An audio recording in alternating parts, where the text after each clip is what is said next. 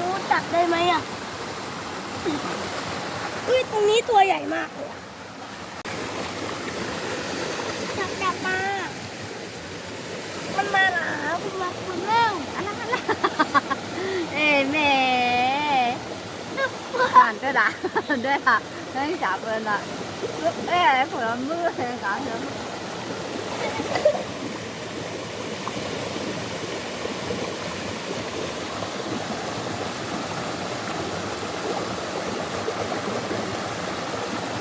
ตัวน้อยมาหาเราเจอเลย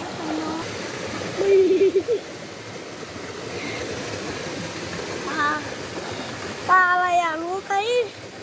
ทุกคนรู้ไหมปลาอะไร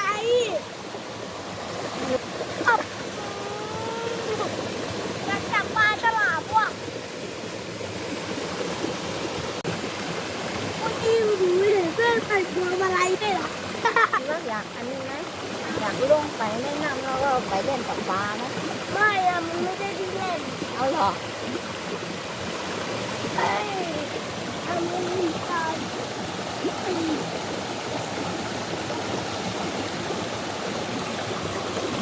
อันนู้นก็มีปลา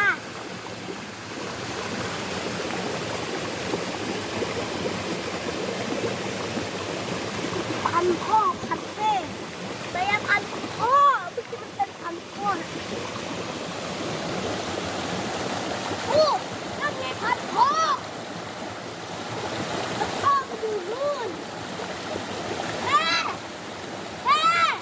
แม่กะโลดอนอยู่นู่นเอาหรอไอ้เจ้าเมกะโลดอนมันนั่งได้ไหมวะเป็นไงเมกะโลดอนใกล้จะมาแล้วนู่นเมกะโลดอนเป็นไงเมกะโลดอนมันต้องข้ามหนีไปฝั่งนี้เว้ยไอ้ปลาตัวเล็กกับเมกะโลดอนมาเฮ้ยนี่ของเจ็บเลยรูในการรู้ร้อนนี่หรอเฮ้ยนี่ไงว่าแล้วมันเป็นเมกะโลดอนไอ้โอ้ยโอ้ย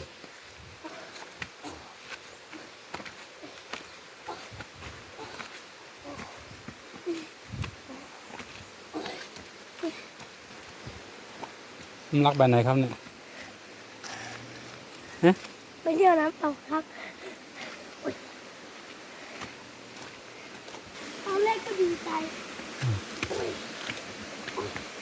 แต่หนูดีใจมากเลยนะ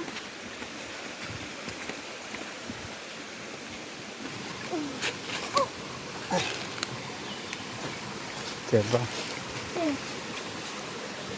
ค่อยๆเลื่อนคุณตาเนี่ยฮะ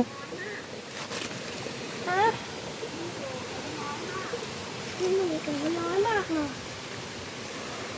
น้อยมากเลยเหรอ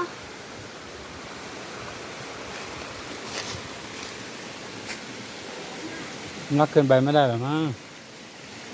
ได้เหรอขี้ลูกตา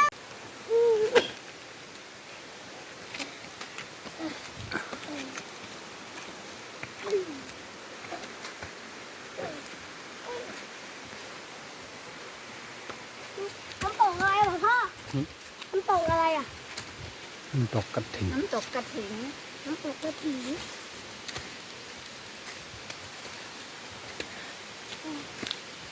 ไปดิพ่อนี่ไงที่พ่อบอกว่าเขาเอาขยะ ข้างหนึ่งเปล่าข้างที่ห้า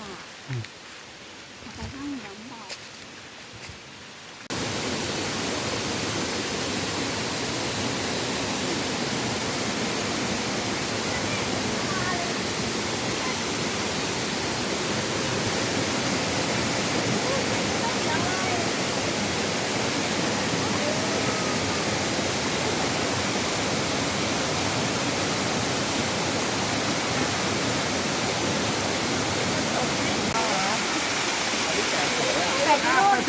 แต่ดูโน่นอันที่ห้า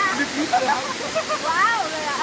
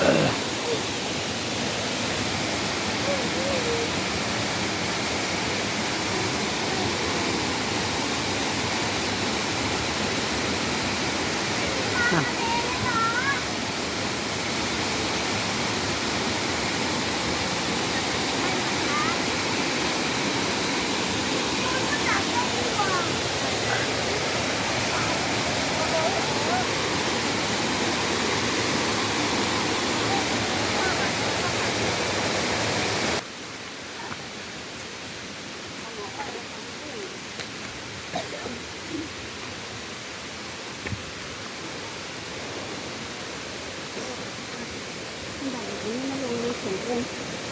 ตรงนี้มีบันไดบ้องนี่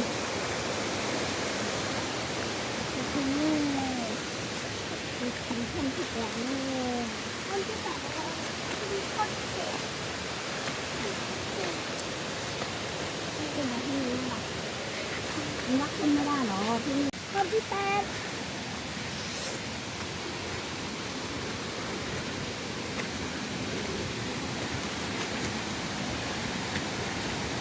ฮะไปยืนกับแม่หน่อยไป